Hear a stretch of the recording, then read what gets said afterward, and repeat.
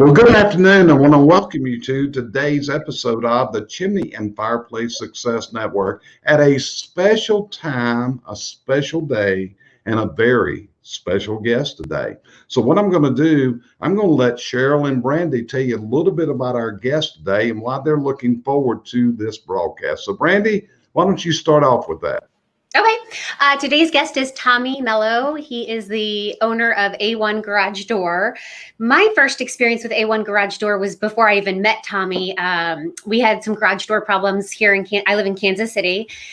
And so I was getting on and looking at different reviews, and they seemed to have really good reviews. And so I called. They were able to get me in same day. The gentleman that came out to our house, I would say, is probably maybe mid-20s. And I was just so impressed at how professional he was. He was very knowledgeable, and he was even able to upsell me on all kinds of things and tell me like the lifespan of my garage trinkets. I don't even know. He was speaking another language, but he definitely was convincing and able to sell me on it. So we got more that day than just our garage door fixed. Correct. So Sheryl, what would you say about our guest today to talk about him a little bit?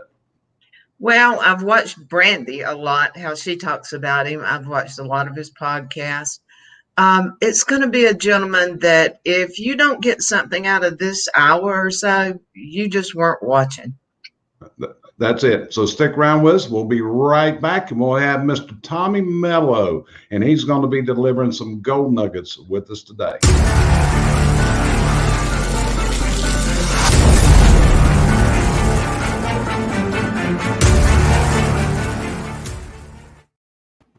And there's the man himself, Tommy Mello. How you doing today, Tommy?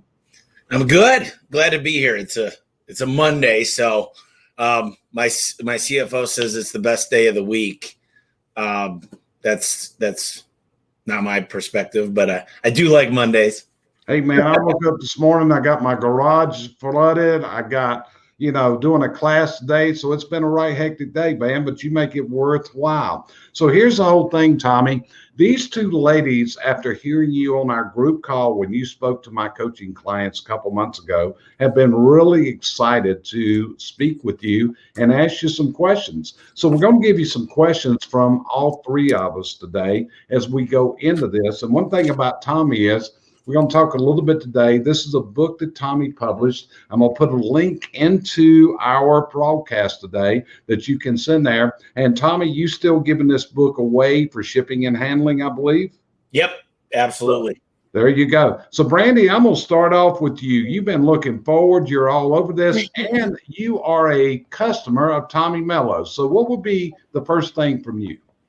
Well, I guess, and I've read your book, but I guess, Tommy, especially for like the listeners, can you kind of go back and tell us what you were doing before garage doors and how you got into garage doors? Because a lot of the people watching are chimney sweeps, and no one grows up saying, I want to be a chimney sweep. And I imagine that you didn't grow up saying, I want to own a garage door company. Yeah, it was a great question. I'm from Michigan, so moved out to Arizona when I was 16. And being from the Midwest, we do pretty much every kid does the same thing. We shovel snow and mow lawns. That's what we do to make money. So I started a landscape company when I came to Arizona, learned how to do drip systems, stuff like that. And I had a buddy of mine when in my early 20s, I was bartending, I was flipping cars, whatever I could do to make a buck. But it was really all me. It's what I realized when I went on vacation that I didn't make any money. And so I knew how to hustle from being a kid. My dad owned a transmission shop. My mom was a realtor, but basically ran their own businesses. And I had the opportunity to start painting garage doors for a buddy that was answering phones at a garage door company. And he goes, you know how to paint garage doors? And I said, no, but I'll learn. How much does it pay? And it was $100 per garage door. And I got to the point where I could paint 10 doors a day. I do it all Saturday and then all day Sunday. And then when I meet up the different garage door companies to collect the samples, because I started painting a lot of other companies as well, I saw that there was more money in the business than I had thought. So me and another guy started a business. 3 years later, me and him went separate directions. And that's how I'm in the garage door business today. I've done everything in the business. I've been in the warehouse. I've done the accounting. I've worked on taxes. I'm still involved a lot in the marketing side of it. But there's nothing that I haven't done in the business, and I've been doing this since 2007. Okay. So, Wonderful. Cheryl, go ahead. Cheryl, what would be your question to Tommy? Well, what I do in CVC is basically the hiring. So I've watched a lot of your hiring videos, and you do some great things. What makes you go so far in the hiring process that you do? When COVID happened, I started really looking at our employees, and I thought a lot about it. Really started reflecting a lot in the beginning of COVID. And, I just realized that if I want to build the company that I want it to be, it's going to be because of the people. And I always say, always be recruiting, always. Create a great environment for the employees and a great way for them to make money by hiring their friends and try to give them a career rather than a job. Really focusing on that heavily right now. And then I'm also working on just right now we're getting about 100 to 200 leads a day for new employees, and it's all through social media. And we're working. I'm looking for those little factors that help become a funnel to basically kick people out. I don't want to waste our time with people that aren't going to be dedicated and be A1. We call it A1 from day one for life. So, I've looked at every single part of the flow, and we're always trying to sift it more and more and more to get those better gold nuggets. Because I do believe a good employee for me, whether it be a CSR, a technician, an installer, they're $1 million producers. That's what I look for these days. Is each one of the employees is worth $1 million a year. Now they're worth a lot more than that to me because they've all become part of my family too. Yet this weekend I went golfing with one of the guys. They're not just a number, but the wrong employee will cost you a lot more than I think most people realize. Gotcha. So, Tommy, my question. When I read your book here, The Home Service Millionaire, and folks, I just put a link up to this if you like this book, and we strongly recommend it. But at the top it says how I went from $50,000 in debt to a 30 million plus business in 7 years. And I know since this book is published that you're past this $30 million a year mark, and you've got some really high goals as far as the earning potential of A1 Garage Door. But how did you do that when you're sitting at $50,000 in debt and turn that into a multi-million-dollar enterprise? What was your secret sauce, brother? Well, there's two things you need, and you'll hear this a lot. I need more jobs or I need more employees.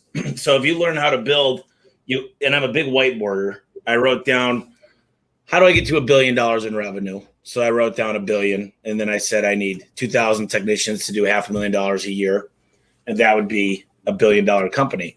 And then I said, shoot, I'm going to need a training center. I'm going to need recruiters. I'm going to need full-time trainers. I'm going to need an LMS. So I wrote down everything I was going to need, and I got with my management team, and I made them believers. Not Justin Bieber, believers. I made them believers. And we figured out exactly what we needed to become the company that we wanted to be. And I got, it's funny because I'm leaving town on Wednesday to go visit a shop that's much bigger. It's an HVAC shop in California, and he's acquiring companies all over the country. And I still am sitting back and learning exactly how to get to, we're going to do 75 million without any acquisitions this year. You throw in the acquisitions, we'll do 100 million. And that's 1/10 of my goal. And, it used to be 100 million was my goal. And then I set a bigger goal.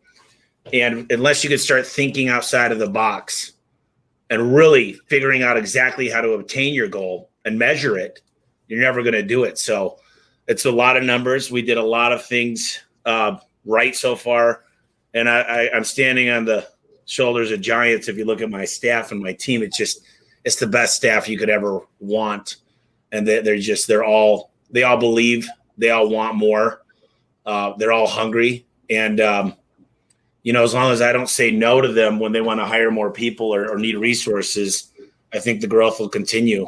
I think it's even going to get stronger. That's it. So that had to be some scary times, I'm sure. So Brandi, Your turn. What's your next question there? Well, I have a lot of my own questions. However, Lee Roth is watching. And Tommy, I know you know Lee. I think he was probably maybe the first one in the chimney industry to introduce you to us. And he said to ask you about your buyer's guide. Yeah, that's a great question. So there's a great book called They Ask, You Answer by Marcus Sheridan. And I became obsessed with the book. And he also wrote another book about videos. But we created a really sexy buyer's guide, and it shows everything you need to know about your garage door, what questions you should ask, how much should I pay, what kind of wood, my house faces west, I don't like noise, what can I expect with this, what do you guys do to ensure that customers are happy, all that stuff. So if you go, and I don't mind sharing it, I can show you guys what we do, but the buyer's guide lives in HubSpot, and it's got clickable links onto the website. And we could actually score the potential garage door buyer, the homeowner. We could score them in a different direction to know where they spend time. And if you read that book, if they ask you answer, you'll learn all about it. And it's very, very interesting because if you got somebody looking at, discounted garage doors, the scratch and dent stuff, it's probably not going to be a great ticket, maybe not even a high conversion rate. But if you got somebody that spent about an hour on the buyer's guide, and the chances of them converting into a sale goes above 80%. So the longer they spend, the more time they spend on that page, the more they're clicking around. And you've got to get the customer to agree that they're going to take the time to go ahead and view that, because it's going to save time and it's going to get them a lot of knowledge. I always tell people the garage door is 40% of your curb appeal. It's the smile of your home. We trademark that, and it can save you a lot of money.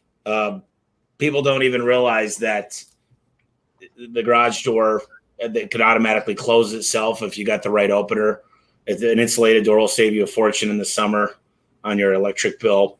So, yeah, the buyer's guide has been a game changer for us, and we keep making it better. So it's one of those things that you're not done with it. You got to keep building it and keep current with it and make sure you got the latest trends. And that's what we're doing. Sounds great. So, Brandi, that was a Lee Roth question, and I know you prepared. And so, actually, I was going to ask that question myself. So, what's your next one on your list? Because I fear that wasn't fair to you after you prepped. She preps for these broadcasts. So along those lines, I know that you have a training center. And so you recruit people from all over, and then they go to your training center. How many of those people miss the plane and don't get on the plane? That's a great question. We've been actually really paying attention to who we don't want to make it onto that plane, because that's when it becomes expensive. You're in your own market. I'm trying to make sure you're sober when you show up to work. I'm trying to make sure that you're excited, you're asking great questions, you're engaged, you're not on your cell phone on Instagram the whole time. So we do that first month, and I was on the phone for a financial quick check on Friday, which actually lasted quite a while. We go through the same meeting every week. And I said, guys, I'm just so big right now on recruiting. That's my number one thing. And it probably will be for a long time, is how do we make great technicians and great installers and CSRs and dispatchers? And so we started thinking about it. And I said, Mike Bailey's our regional manager outside of Milwaukee. And he goes, Tommy, the best way to do it is that first month. That tells everything. I know everything I need to know about that person the first month. And so we started making sure that we're not sending guys to Phoenix unless they're amazing. They've showed a good work ethic. They've shown a lot of stuff. So I'd say we're dropping a little over 20% don't make it. The first one is a ride along. There's a whole ride along form. They ask great questions. They show up on time. Were you able to look in their car to see if they're organized? Did they smoke cigarettes? We ask a million questions on the ride along form. We say, is this somebody that you think is A1 from day one? Are they the real deal? Would you want this guy working next to you? And they know why they win the game too when these future opportunities come up. So, right now, we just said the other day, trying to go through the questions, Jerry, faster, but this is a great question. When we do a ride along, you're limited to how many people you could hire to do the ride alongs. So they got to do a ride along. They got to wine springs. They got to do all these things when they're riding along. And we said, which guys wouldn't we want to do ride-alongs with? And we made a list and just said, this guy, he doesn't believe 100% in A1. This guy, blah, blah, blah, blah, blah. And so I challenged everybody. I said, my goal here by the end of this year is to have employees that we don't mind. Any one of them could do a ride-along. Because my top markets, any one of the guys can do a ride-along. They all believe in the culture. So it's really tough when you've got a group of guys, maybe like 10 in another market, and you say none of these guys are going to talk good about the company because they, some of the guys say that I don't like the dispatcher. Some of the guys say these leads aren't good, whatever. But they don't talk really bad about the company, but they're not the type of guys that you'd want to do on a ride-along. So there's a lot there that I just went through, but it's all very, very important because I'm obsessed with hiring right now. So hopefully we ask more questions with that because I think it's so important to build a really strong company. It's not have all your employees walk out. A lot of people were in line here telling me they were ready to take pay deductions when COVID happened, and they were trying to give away their vacation time to other employees that needed it. So it meant a lot to me. So Sheryl, hiring's your avenue of what you do within the company. What's your next question for Mr. Mello? Well, basically, it's on the hiring, but it's also once you have hired somebody, you go to such great means to get them there. So when you're training them into the sales part of it, what do you think makes them fail, or how do you notice that they're going to fail? So that's a tough one. I look for their competitive attitude when they're going through training. Do they want to win? One of my core values is aspire to be number one. They're the second one. And competitiveness. A lot of the best people here, they played sports and they understand that you have to practice 5 more times than you play the game. Whereas most owners and businesses, they just throw you right into the game and you never practice again. And you wonder why you don't get better. So we really spend a lot of time to make sure that they're comfortable, eye contact, body language, tonality. And we had them repeat it. We started recording them. I was once at Next Star Networking Group, and they've got 900 HVAC, plumbing, electrical companies. And they get in this room and they all talk to each other and they record it. They look at their mannerisms and they look at different things. They do personality profiling. So we've stolen some things from those guys and just really started recording.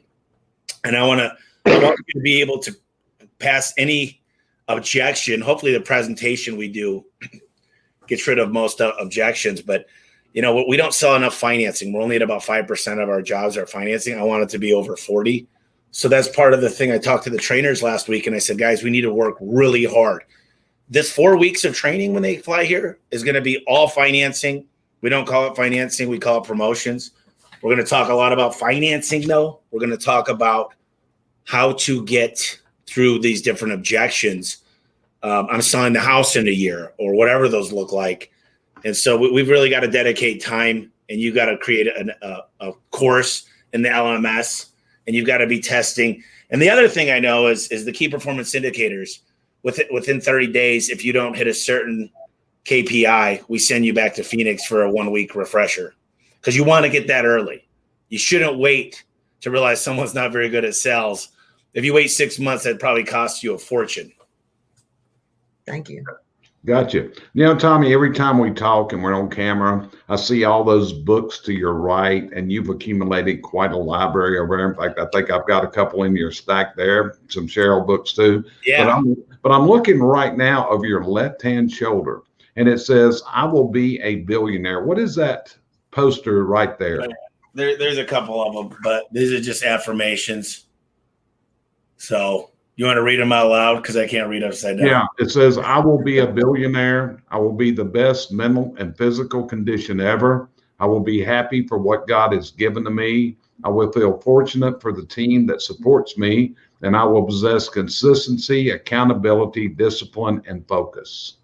And, Tommy, one of the things that I know about you is how effective you are at using coaches and mentors. And, you divulged a little secret to me, which was that's why you like to do podcasts, because you get this subject matter expertise to advise you on those things. What's some of the leading mentors and people that you've dealt with in your career that have really made a dedicated difference?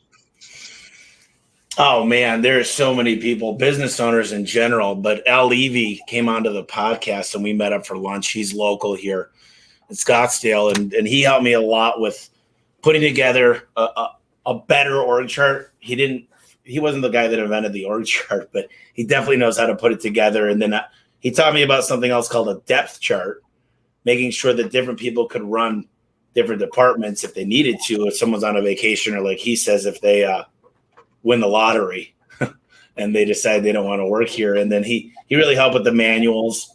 But I've had a lot. My buddy Keegan in Florida has helped me out a ton. He's a real big guy on financials, and he looked at some of them one day and helped me make some critical decisions.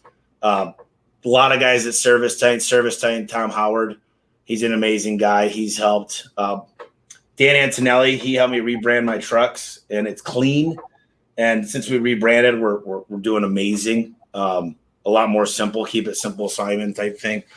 But, if you do all the research, you read a book on somebody, you get to know everything there is to know, and you go visit their business, hopefully you got a ton of questions to ask. And hopefully they're very, very detailed questions, because a lot of light bulbs go off when you ask the right questions.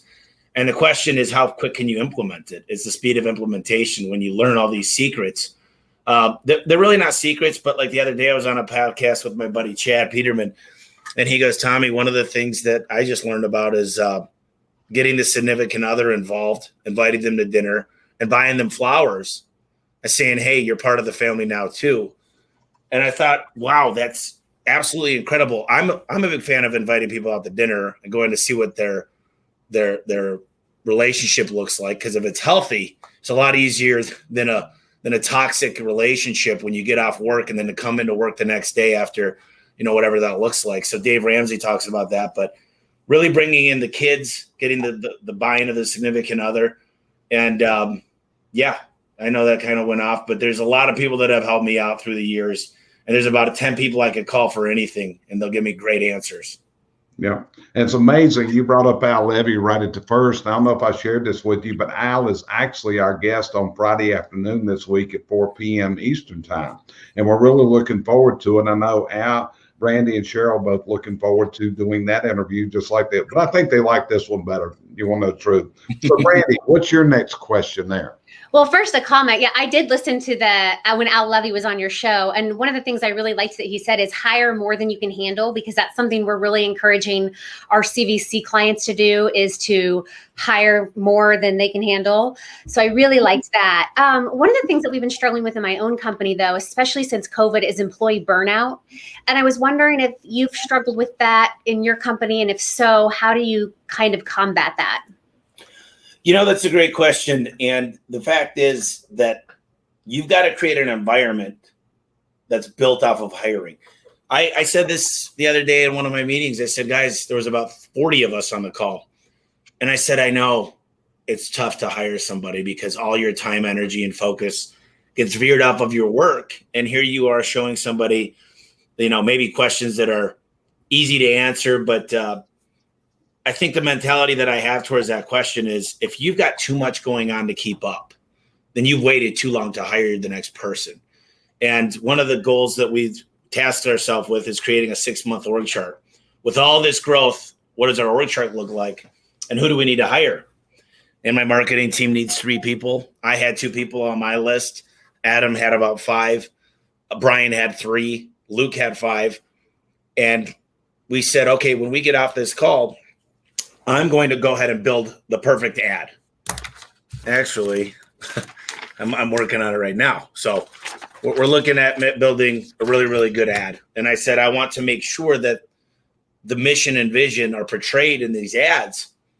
And I want to come up with how much they're going to get paid. So their whole pay structure. I want to make sure it has a manual. I want to make sure we create a depth chart. I want to make a video on each one. I want to talk about what KPIs are we going to be looking like. I want to take a calendar from 8 a.m. to 5 p.m., Monday through Friday, and understand what their day looks like hour by hour. I want all these things done for every one of these positions. And I want it all stored in one folder on the drive. And I said, I want to do this by the end of August. So I set a date and I said, this is the meeting we're going to have to check in to make sure everybody's doing it, so they don't all wait till the last minute. But I say burnout happens because you're not hiring, and all of a sudden you have to hire. And then it gets really bad because now you've got all your normal work to do on top of training somebody. But I said, guys, we get the right people, your jobs become easier. And don't ever feel like you're not going to have a job, because you guys are so critical to the growth. Let's continue to work on this activity all the time. And I know how hard it is to hire, but just take your time. We'll get the right people on board, and your job will become easier, because burnout will happen at the rate we're going if we're not doing a lot of hiring. Got you covered. So, Sheryl, what about you? Okay, so you've done your hiring and you had somebody that came on pretty good. You've got somebody you think's in the thing, and then they move to underperforming. How do you deal with that? So one of the things is we've got a scorecard for every department, and I feel that some people don't get enough attention. So we are doing an hour a month. We created a really nice scorecard. We call it the triangle of communication, the CSRs, dispatchers, and technicians. That's one of Levy's terms. And what we focus on, there's a lot of other people that need to be communicated with, but those are literally, probably 85 to 90% of the company. So they know they know exactly what's going on at all times. Those three positions specifically. And we are making more and more time. I think I was on the phone earlier with a guy in Texas, and he said, I think all this private equity stuff is going to blow up in a lot of people's faces because they're growing, buying, but they're not thinking about culture. And I think culture means a great deal of communication is happening. In fact, one of my managers the other day, I said, hey, I feel like the installer culture is slipping. I've gotten a couple of emails from guys. And he said, well, how so? I said, well, take out a pen and a paper, and I want you to write down 10 things that you'd want to work for. Communicate well, easy to talk to, lets me know how I'm doing, provides constructive feedback, wants to invest in me as an individual. And I came up with a list myself, and I said, this is what we need to do. We need to create this within ourselves. We need to have questionnaires and basically an internal net promoter score of how we're doing. And I feel like just communicating and the performance improvement plans. And a lot of times they don't even know.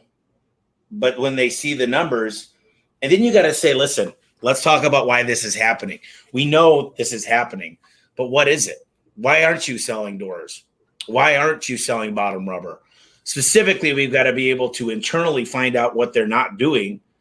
And then we need to get them the training to do it and then hold them accountable. And that's the biggest difference, I think, is we actually do that. We let our people know where they're at. We listen to all the phone calls. We talk about the enthusiasm on the call. And every department has its own KPIs, but I feel like the hardest part is knowing that they're messing up and being able to have a one-on-one with them. There's a great book called Fierce Conversations. There's a book, too, that I'm reading. It's called 120 Difficult Conversations to Have with Employees. And it tells you how to approach them. So this one's called the Queen Bee Syndrome, the best approach, when to approach, what to say. It's a pretty cool little book, too. Gotcha. And Lee Rolfe asked a question, and Lee has actually visited with you, and he works with you just like he works with me. But it's about compensation. And you are a promoter of performance-based compensation. So would you mind sharing with the audience, why is performance-based compensation your preferred way of compensating your people?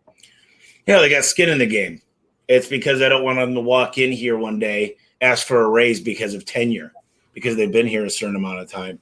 I'm a big fan of competition. And I think that if you could find out the 3 or 4 things that motivates an employee, 3 or 4 things that matter, and those are called your key performance indicators. But for example, our CSRs, you look at the booking rate. So their booking rate, if they're over 90%, they make $7 a booked call. But then we add $1 if they're on a it's called a time variance, that the phones aren't ringing as much. So that's to get them to take on shifts that aren't quite as busy.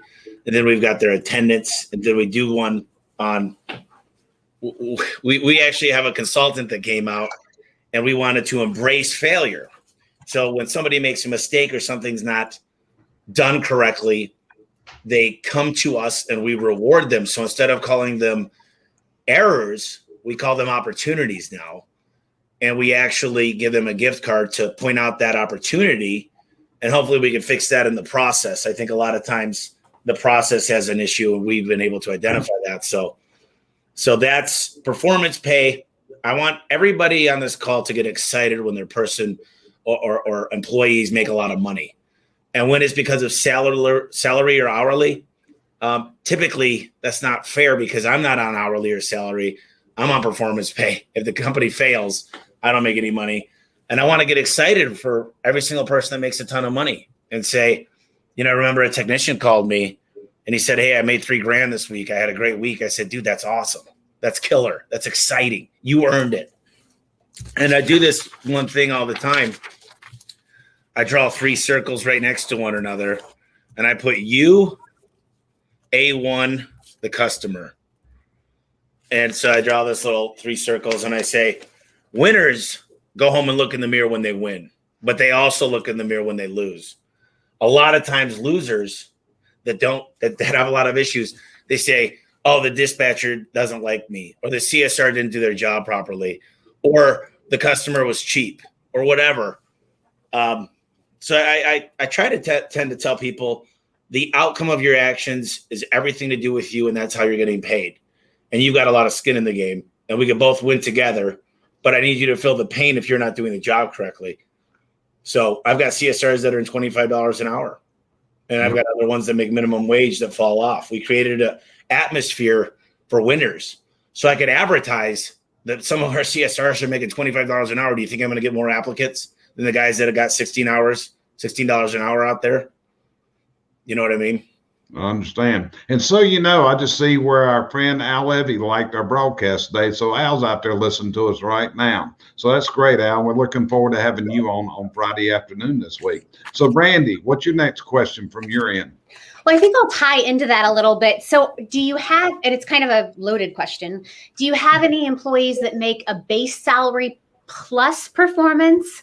And then does that, and how many hours a week does your average employee work? And then does that vary by location? Because I know you're kind of all across the United States now, and cost of living is different in each area. So we mostly have, pretty much every manager gets a base plus a performance. And I've made a lot of mistakes on figuring out the performance pay because I didn't anticipate this kind of inflation and our costs that have more than doubled since the beginning of this year, which I don't mind if they hit their goals, but they got to know it's an environment that we're always going to make changes. We're testing these things out, and they've got to understand the company needs to make money too. So I did something pretty cool to get a lot of the top people engaged in equity that I'd always recommend. And I'm going to get even more people involved with that. But, everyone needs to know the goal that we're working on. As far as the guys that work city to city and state to state, for the most part, if the market does better, they make more. If it is a nicer, bigger, more expensive area, typically those people are buying more expensive garage doors, and that means there's more market money going into that market, which means they should be able to make more money. I don't know if that necessarily answers your question completely, but the main amount of people are in Phoenix, and it's a pretty good market right now. Maricopa County is the #1 market for equity in the United States. So crazy things going on here, and we got to stay competitive with the pay rates, and it's crazy, what we're paying, but at the same time, these guys, they earn it. I really do believe that everybody here that's making great money deserves it, and I'm never mad about it. Yeah. And what's the average work week for a technician and installer? How many hours are they averaging a week?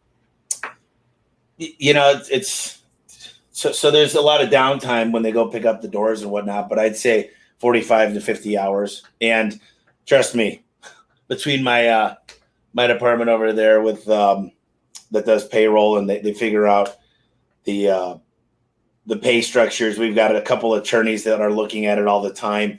I'm a big fan of you use it or lose it for PTO, and you can't do that in Arizona. There's a law that you can't do that. And I'm like, because I want everybody to take a vacation. I want them to enjoy their families.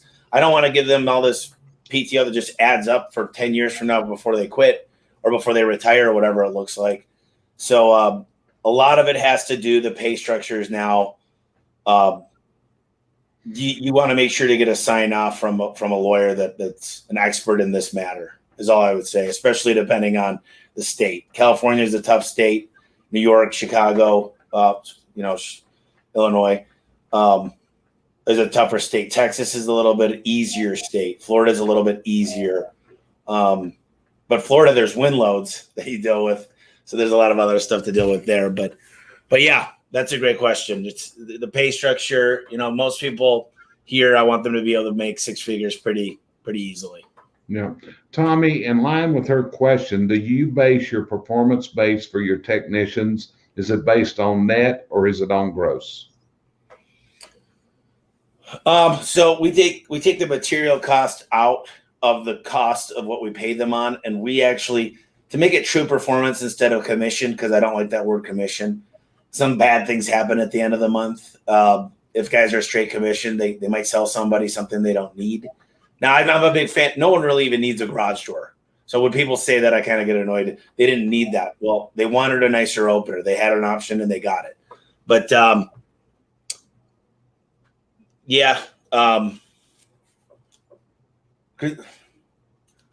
completely forgot where I was on that. The question was, are you paying on net or gross? So sales less materials, and then you take out the taxes. So Okay. they don't make any money on taxes. And then we also look at a lot of other things, like if they don't leave enough yard signs out, they get deductions. If they don't get enough reviews, they get deductions. And one of the guys came to me a couple weeks ago and said, dude, I think this is crap. He goes, just because I'm not putting out yard signs. I go, you got to ask the customer to leave a yard sign, and that's tough for you.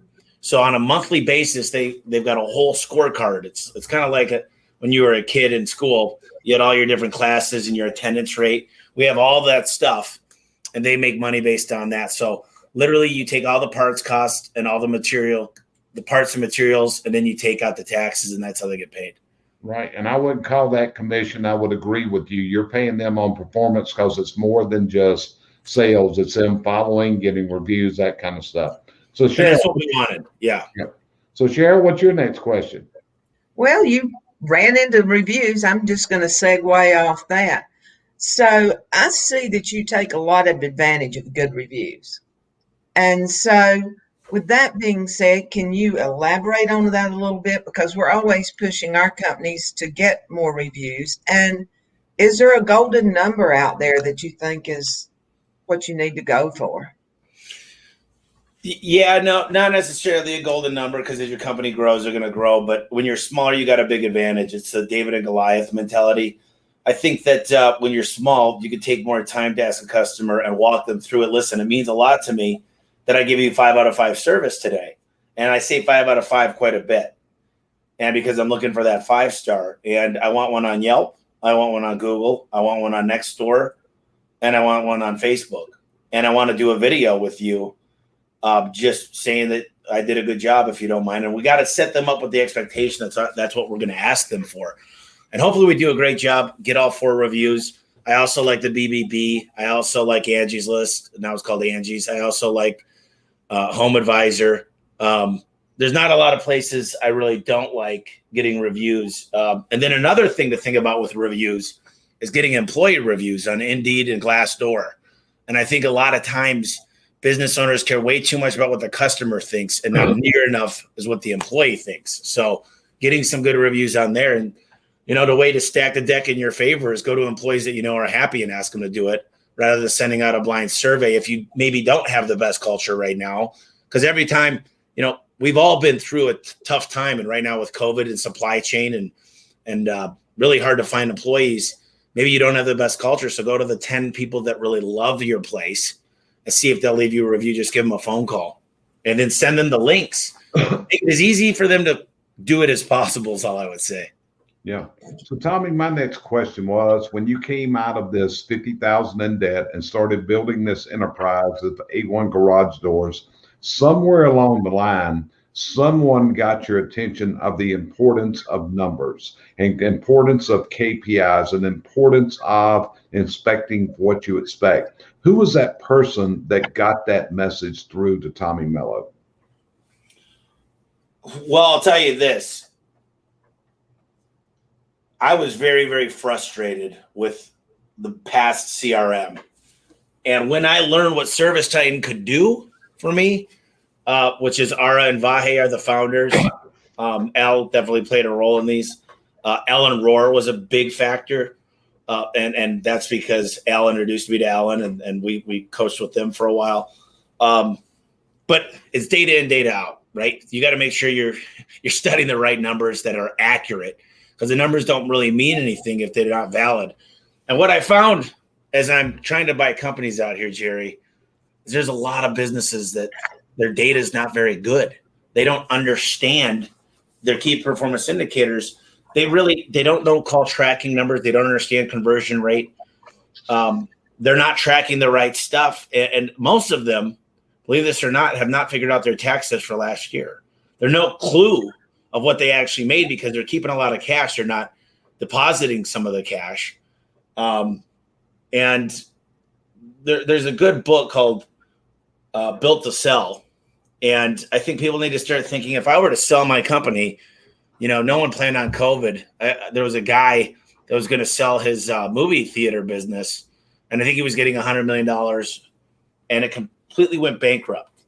And all I'm saying is your business should always be ready to sell. I mean, we're not perfect, but we're working on getting audited.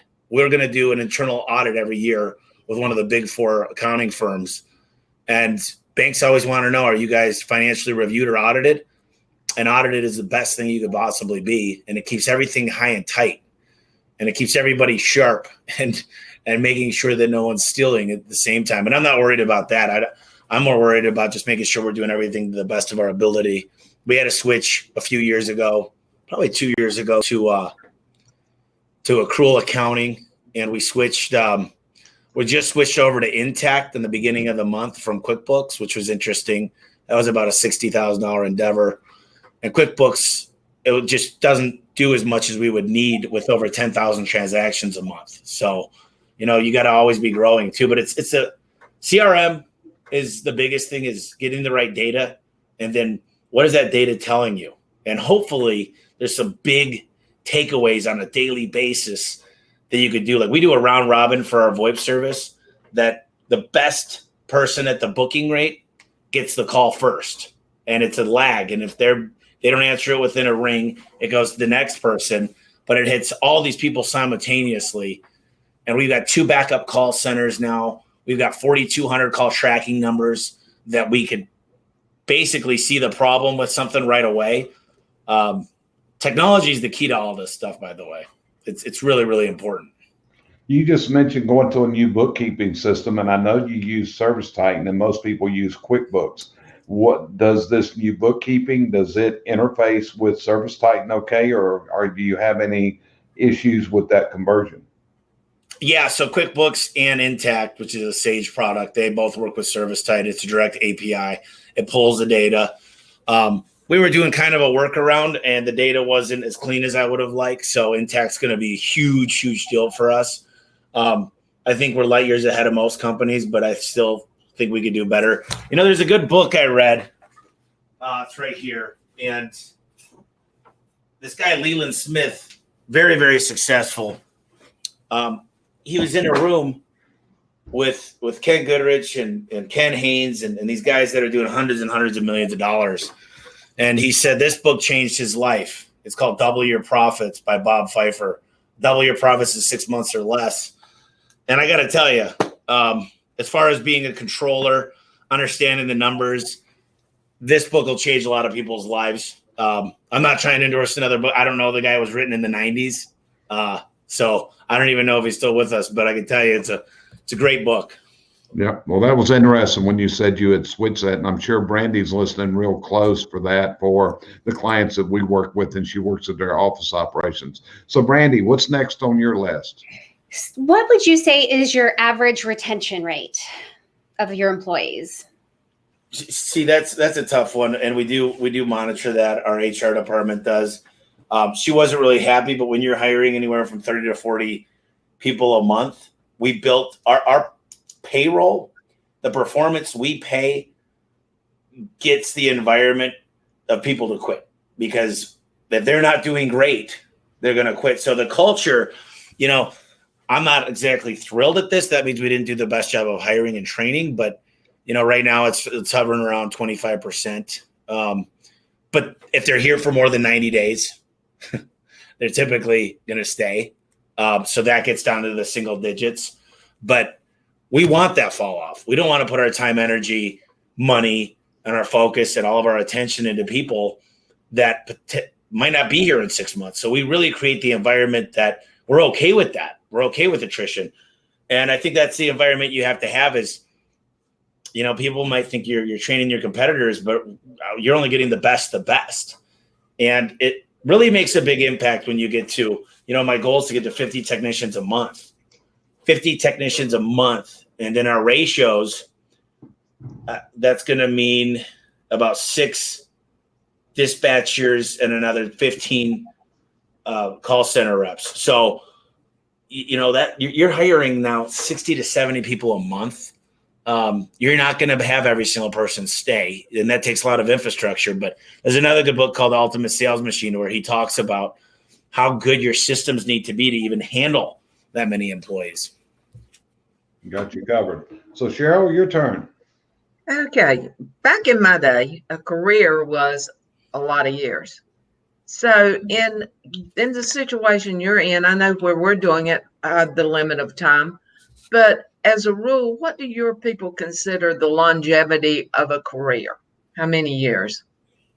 You know, that's a very interesting question because we've been studying a lot of what about millennials do, and I would consider a career 15 years. You know, the difference is most people, it's a physical job. So once you hit, I'm 38, I wouldn't want to be in a garage right now like I was in my 20s. But just because you're not going to do that job doesn't mean you're not going to have a different position in the company. So I think the people want to stay hopefully working here till their retirement. Don't have a ton of people near there yet, maybe a few. But ultimately, my goal, my mom and stepdad retired. They worked for me up till a few years ago, and they did an amazing job. So it really depends on the person and their goals. But ultimately, I don't see anybody leaving anytime soon. Now, there might be an opportunity down the line that I bring on investors, and I want them to feel good about that. That's the thing that I think changes things up because now they're answering to more people other than me. So, yeah, that's what I would say, 15 years. Okay. So, Tommy, I think you are a proponent of recruitment bonuses for new employees and also for paying your present people if they bring you a new hire. Am I correct in that? Yep. $1,500. $1,500 is what about a recruitment bonus? Are you paying a recruitment bonus to someone that applies? So, like for an experienced technician, I got a $2,500 bonus that we're working on. I don't pay people that we're bringing in through an apprenticeship. They're actually making money for working here. They're not paying like an HVAC school $20,000. We're giving them a career that they can take anywhere in the world. And we're giving them the tools, and we're paying for the flights and the food and everything. So I don't think they're getting rich the first few months when they're training, but they're definitely not. There's no money out of pocket. So it's a great place because CSRs can make more working here than anywhere else that I know. Technicians can make great money, and we'll train you how to do the job. And if you're experienced, I think those bonuses help. But, you know, a lot of people go, are you guys hourly or commission? And you could always tell the people that go, commission's bad. If you sit there and you looked across the table from somebody and said, would you rather get paid on a performance where you could have unlimited earning potential or just a stable salary or hourly? And a lot of them will say, well, I'd be open to performance, but, you know, we have a family. And if I said to you, I don't have anybody that makes performance that makes less than $70,000, is that still something you're worried about? Because some companies, they can't make the phone ring. Some of them just don't have the infrastructure to keep them busy. So I understand that's a valid question, but the videos and the things that we use online, We've got 5 non-negotiables. One of them, drug test, background check. You got to have a clean driving record. Got to be able to come to Phoenix for four weeks, and I forget the 5th one. But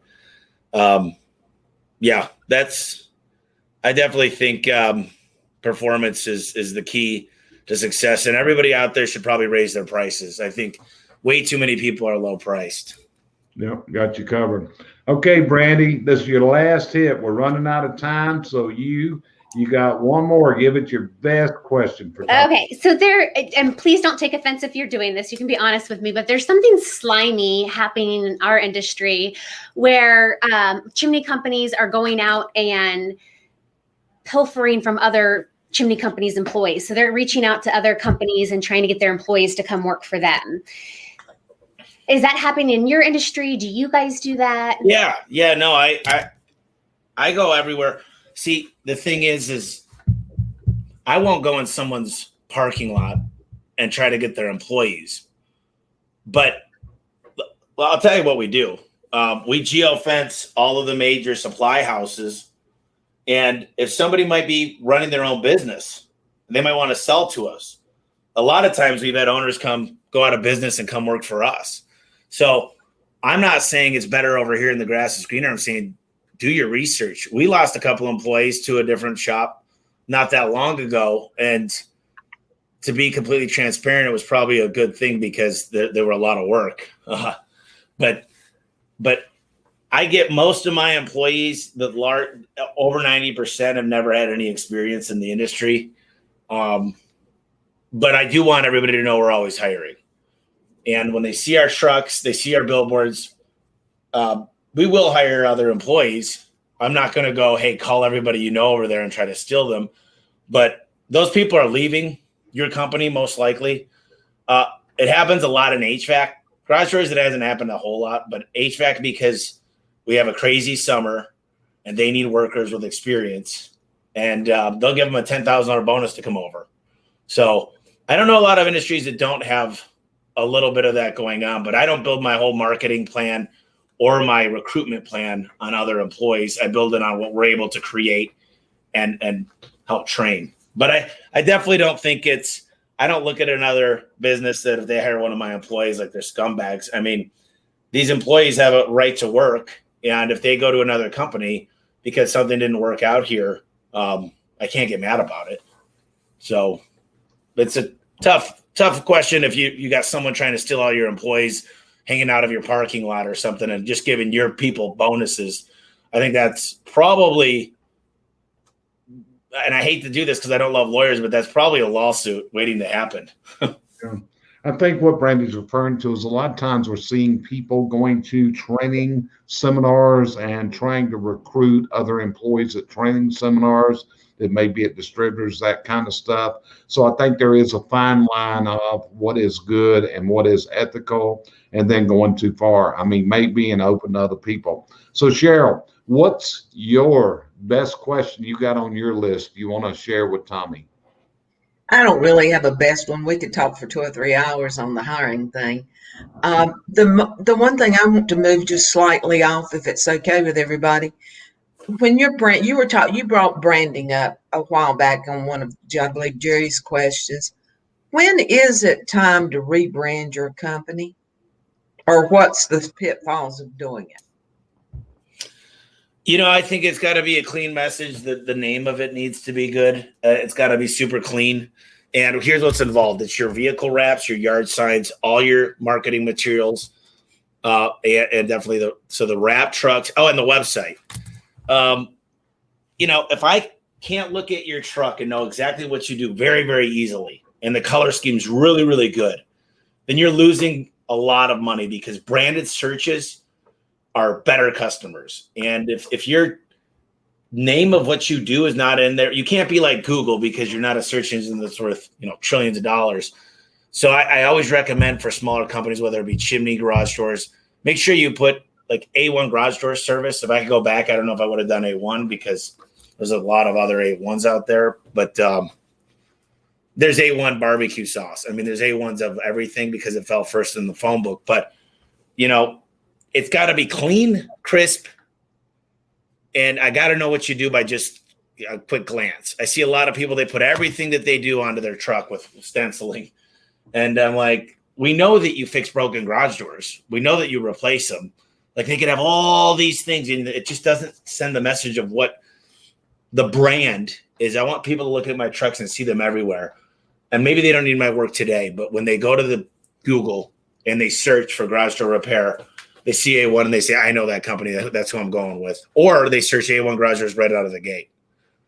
Yep. So my last question for you, Tommy, is in the service business today, this COVID and shortage has caused a really big issue, which is the availability to buy a work truck. This is a big one. Are you facing that in your business where you cannot get new trucks? Yeah, we've seen it coming. Dodge called up about 2 months ago and said, we're going to cancel your order of 120 trucks, which that hurt us a little bit. But we work directly with Enterprise, and we pick up 2 or 3. She'll send me an email and say, hey, go look at this email right away, and I'll pick up 3 trucks. I'm buying ones now with 20,000 or less on them. I've had to switch to Fords. I mean, tough. What do they call it? Desperate times code for desperate measures or something like that. So, we are having issues. I'll tell you that. So usually I was turning in my trucks at a certain mileage. Now we're not turning them in anymore, at least for the next 2 years, I think. So it's going to be a little bit more of a mechanic bill, but at the end of the day, it's better than not having a truck.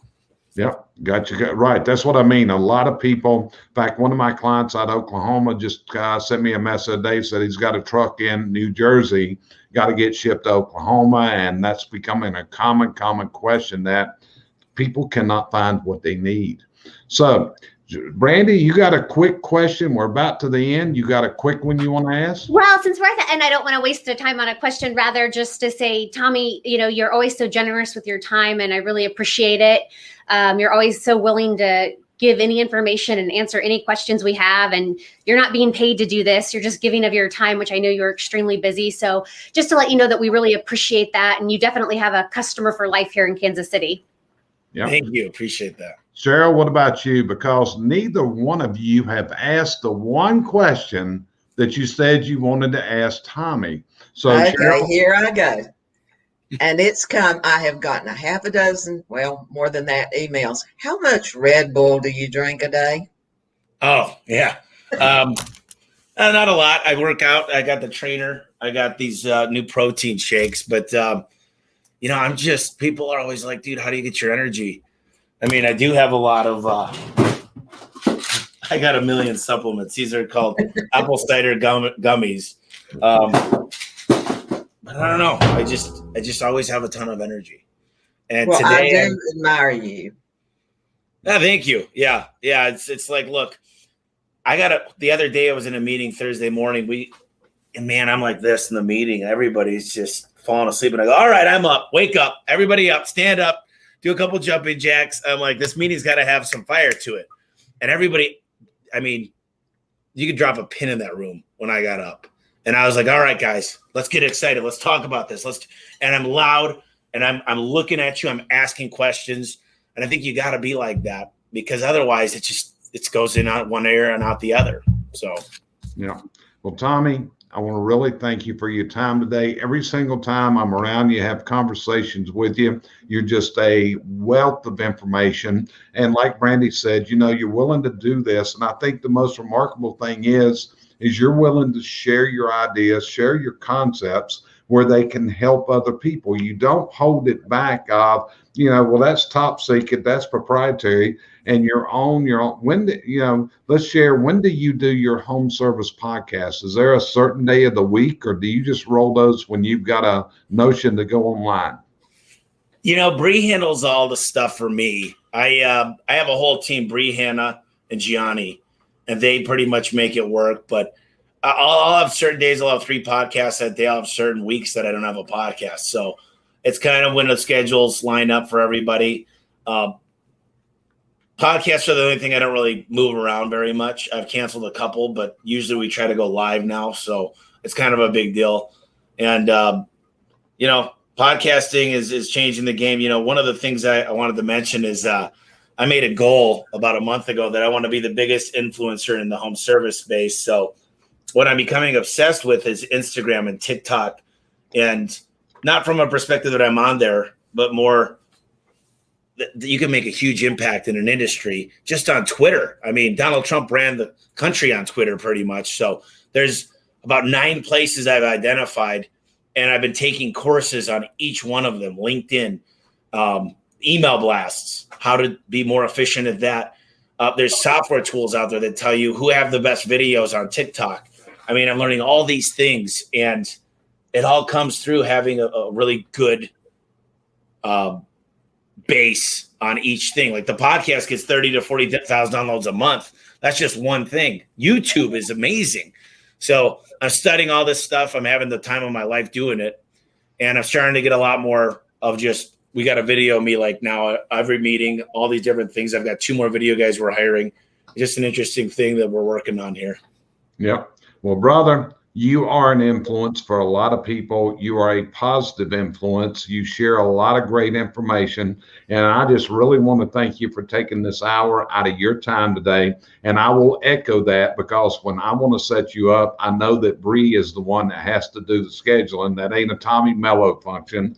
Bree and the other people at your place, you got a really great team. And that's one of the key things I think that I could say about you, Tommy, is you are a visionary that knows how to delegate and have people that implement your thoughts. And I think that's what's going to make you a great leader. And I see that you're going to reach that goal, and you're going to be that billion-dollar company one day. So we appreciate you being with us today. And if you joined us, this has been the Chimney and Fireplace Success Network broadcast. Appreciate you being here. Tune us in Friday afternoon when you get one of Tommy's mentors, Mr. Al Levy. And what would you say about Al, Tommy, before we go away? You know, he's the most organized person you're ever going to meet. I mean, he's a man. He practices what he preaches. He's not going to sugarcoat it. He walked into my office and said, I could have stole all your inventory with your own forklift and you wouldn't even known about it. And he won't sugarcoat it. He's going to tell you exactly his thoughts. And I appreciate that about him. He's just, his car is always perfectly clean. He does not pull into the spot. He backs into the spot. He's a man of routine. And when he says he's organized, every single thing he does is just clockwork. And he worked on those manuals and built an amazing foundation that everybody should listen to. And I think you guys will really dig it Friday. And make sure you tell him I said hi. Don't worry, I will. And he's on there right now, I think, still watching. So, Tommy, we appreciate it. And we'll see you guys on Friday with our guest, Al Levy.